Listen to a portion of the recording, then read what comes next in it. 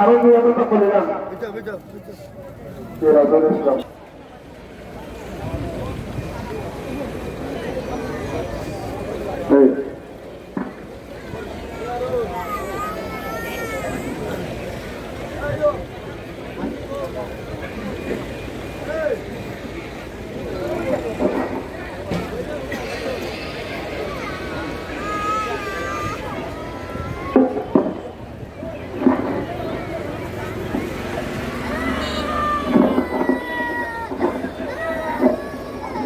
শুনেন, আমি এই ইমামের পিছনে ঈদুল ফিতরের 2 রাকাত ওয়াজিব নামাজ পড়ার জন্য নিয়ত করলাম। আল্লাহু আকবার।